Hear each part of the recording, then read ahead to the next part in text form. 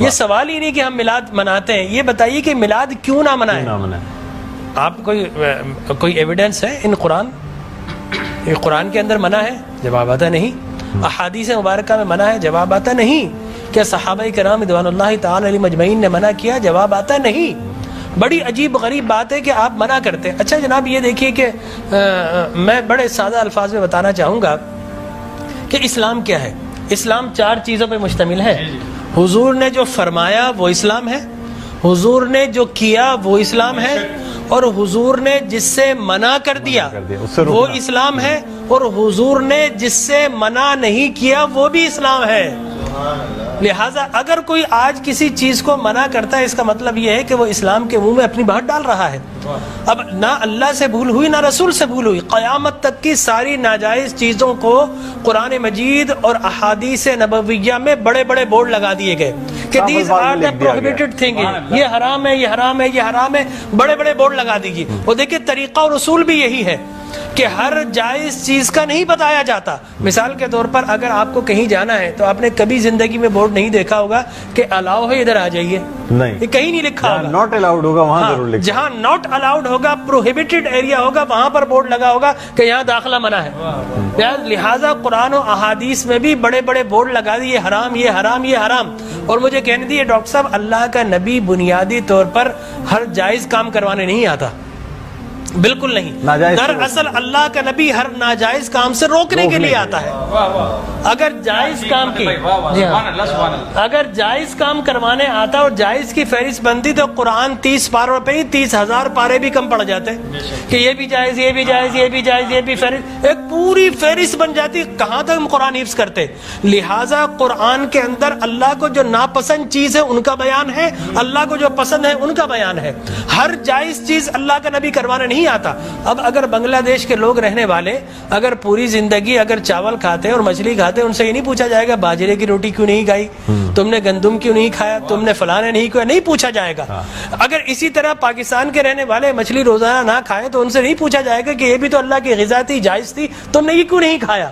نہیں، ہر جائز چیز اللہ کو مطلوب نہیں ہے، اللہ کو مطلوب یہ ہے کہ ہر ناجائز کام سے روکا جائے۔ لہٰذا اللہ کے پیارے حبیب نے قیامت تک کی ساری ناجائز چیزوں سے منع کر دیا، نہ اللہ سے بھول ہوئی معاذ اللہ، نہ رسول سے بھول ہوئی، دین مکمل ہو گیا۔ اب اگر کوئی یہ کہتا ہے کہ یہ ناجائز، یہ بدعت، اس کا مطلب یہ ہے کہ کیا تجھ پر وحی نازل ہو گئی؟ باب نبوت تو بند ہو چکا ہے، اب تو کس بنیاد پر کر رہا ہے؟ دیکھیے اب کس بنیاد پر تم منع کر رہے ہو۔ اور میں آپ کو بتاؤں ڈاکٹر صاحب، یہ دین کا مسلمہ اصول ہے کہ کسی چیز کے جواز کے لیے کوئی ضعیف حدیث بھی کافی ہے، لیکن کسی چیز کے حرام یا بدعت ہونے کے لیے قرآن اور احادیث کی نص قطعی چاہیے آپ کو، اور حدیث متواترہ چاہیے، اس کے بغیر آپ کسی چیز کو حرام نہیں کر سکتے۔ اس لیے کہ اسلام گلا گھونٹنے کے لیے نہیں آیا، اسلام تو راحتیں دینے کے لیے آیا ہے۔ لہٰذا جو ناجائز چیزیں تھی اسلام نے وہ منع کر دی 1400 سال پہلے۔ اب اگر کوئی کہتا ہے کہ جناب آپ میلاد کیوں مناتے ہیں، تو میں کہتا ہوں یہ سوال ہی نہیں، بڑے احمق لوگ ہیں جو جائز کی دلیل مانگ رہے ہیں۔ ارے بھائی دلیل تو ناجائز کی ہوتی ہے، لہٰذا آپ ناجائز کی دلیل دیجئے، کہ قرآن میں منع کیا کہ احادیث میں، بلکہ اب میں یہ کہتا ہوں اس بات کے بعد آپ قرآن پڑھیے، اللہ تبارک و تعالی نے 5 نبیوں کا میلاد قرآن میں بیان کیا ہے۔ حضرت آدم علیہ الصلوۃ والتسلیم کے میلاد نامے قرآن کے 5 رکوع پر متفرق پہلا واقعہ ہی میلاد نامہ آدم ہے۔ فرشتوں کو جمع کیا، میں آدم کو پیدا کرنے والا ہوں، کیا کریں؟ سیلیبریشن کرو۔ آدم کی ولادت کا موقع، نفخت فیہ من روحی فقعوا لہ ساجدین، جیسے ہی میں یہ آنکھ کھول دے، یہ پیدائش ہو جائے، ولادت ہو جائے، تو تمہیں کیا کرنا ہے؟ اس کو سجدہ کرنا ہے۔ اللہ تبارک و تعالیٰ فرماتا ہے کل مجمعون الا ابلیس، سارے فرشتوں نے سیلیبریٹ کیا، آدم کو سجدہ کیا سوائے ابلیس کے۔ تو معلوم یہ ہوا کہ جس نے میلاد منایا اللہ نے اسے نورانی قرار دے دیا، اور جس نے انکار کیا اللہ نے اسے شیطانی قرار دے دیا۔ سبحان اللہ سبحان اللہ۔ لہٰذا اسی طرح میں 2 منٹ بس، اسی طریقے سے سورہ قصص میں حضرت موسیٰ علیہ الصلوۃ والتسلیم کی میلاد نامہ اللہ نے 28 ابتدائی آیات میں بیان کیا. اور حضرت یحییٰ علیہ الصلوۃ والتسلیم کا میلاد نامہ سورہ مریم میں کیا سلام علیہ یوم ولدا، سلام ہو یحییٰ پر کس دن؟ جس دن وہ پیدا ہوئے. لہذا نبی پیدا ہو رہا تو اللہ سلام بھیج رہا ہے. اور پھر حضرت عیسیٰ فرماتے والسلام علیک یوم ولدت ویوم اموت ویوم ابعث حیا، سلام ہو مجھ پر جس دن میں پیدا ہوا. سرکار نے فرمایا. اور پھر اللہ تبارک و تعالی نے ووالدین وما ولد کہہ کر حضور کے میلاد کو بیان کیا. اور حضرت مریم کی میلاد کو اللہ نے سورہ آل عمران میں بیان کیا. پھر سرکار نے فرمایا کہ میرے غلام الجمعۃ عید للمسلمین. لوگ کہتے ہیں 2 عیدیں، تیسری عید مل گئی. حضرت عمر بن خطاب سے پوچھا کہ یہ الیوم اکملت لکم دینکم، یہ آیت ہمارے نبی پر نازل ہوتی تو ہم 2 عیدیں مناتے، ہم تو بطور عید مناتے. حضرت عمر نے حضرت ابن عباس دونوں سے احادیث فرمایا میاں تم ایک عید کی بات کر تو ہماری تو 2 3 عیدیں تھی اس دن. وہ یوم عرفہ تھا مسلمانوں کی عید کے دن، وہ جمعۃ المبارک تھا مسلمانوں کی عید کے دن، وہ تکمیل دین کا دن تھا، وہ مسلمانوں کی عید کا دن ہے.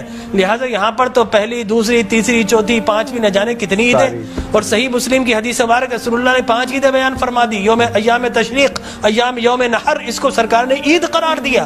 لہٰذا معلوم یہ ہوا کہ سرکار دو عالم. اور پھر میں عرض کر رہا تھا کہ آدم پیدا ہوئے، فرمایا الجمعۃ عید للمسلمین، جمعہ مسلمانوں کی عید کا دن. فرمایا رسول اللہ کیوں؟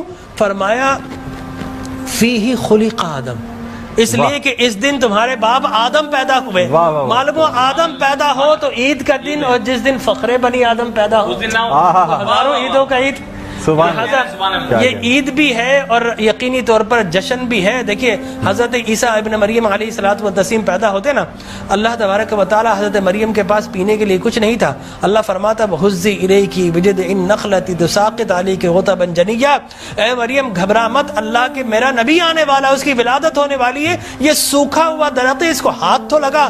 حضرت مریم جیسے ہی ہاتھ لگاتی ہیں اللہ تبارک و تعالی میلاد عیسیٰ کی خوشی میں اس کو ہرا بھرا کر دیتا ہے اور پانی جاری و ساری کر دیتا ہے. تو اللہ تبرک بھی دیتا ہے، اللہ تبارک و تعالی اسے سیلیبریٹ بھی کرتا ہے. تو یقینی طور پر میلاد النبی صلی اللہ علیہ وسلم کے اگر جواز کی آپ بات کریں گے صبح ہو جائے گی. میں قرآن سے بھی بیان کرتا رہوں گا، میں احادیث نبویہ سے بھی بیان کرتا رہوں. لیکن ناجائز کی ایک دلیل اگر کوئی ہمیں دینا چاہے تو ہم موجود ہیں میٹرو ٹی وی پر، کوئی ایک دلیل ہمیں دے دے. لوگ کہتے ہیں بدعت بدعت یہ بدعت. او بھائی بدعت، ہر نیا کام بدعت نہیں ہوتا، ہر نیا عقیدہ بدعت ہوتا ہے. لہذا وہ سمجھے نہیں، ہر نیا کام بدعت نہیں ہے. میں آپ کو ثابت کر دوں ہر نیا عقیدہ بدعت ہے. دیکھیے آپ شیطان نے جب جس چیز پہ انسان کا ہے وہ قائم ہے، وہ قائم ہے. ہر نیا کام، اگر ہر نیا کام بدعت ہوتا، خوشی منانا، عید منانا، اس میں تو کوئی ایسی بات انوویشن ہے اسلام کے اندر. آپ یہ دیکھیں نا حضور اکرم صلی اللہ علیہ وسلم کی وفات شریف کے بعد قرآن مجید جمع کیا بدعت، پھر اس کے بعد تراویح بدعت. وہ بخاری کے ہذہ نعمت البدع، حضرت عمر بن خطاب کے الفاظ ہے کتنی پیاری بدعت ہے کہ میں نے تراویح شروع فرما دی. تو مقصد وہ کہ بدعت اچھی بھی ہوتی ہے. صحابہ کرام بدعت حسنہ بھی ہے، بدعت مذمومہ بھی ہے. اور مذمومہ بدعت کیا ہے؟ اچھی چیز کو مٹا دینا. اور بدعت حسنہ کیا ہے؟ کسی اچھی کام کا جاری کرنا. فرمایا من سن سنتا حسنتا فلہ اجرھا واجر من عمل بھا الی یوم القیامہ، جو کسی اچھی سنت، اچھے کام کو جاری کرتا ہے اس کے بعد قیامت تک اگر لوگ اس کام کو جاری رکھے تو اس بگنر کو اللہ تبارک و تعالی اجر و ثواب عطا فرماتا ہے. اگر آپ نے ابھی تک ہمارا چینل سبسکرائب نہیں کیا تو ہمارے چینل کو سبسکرائب کر لیں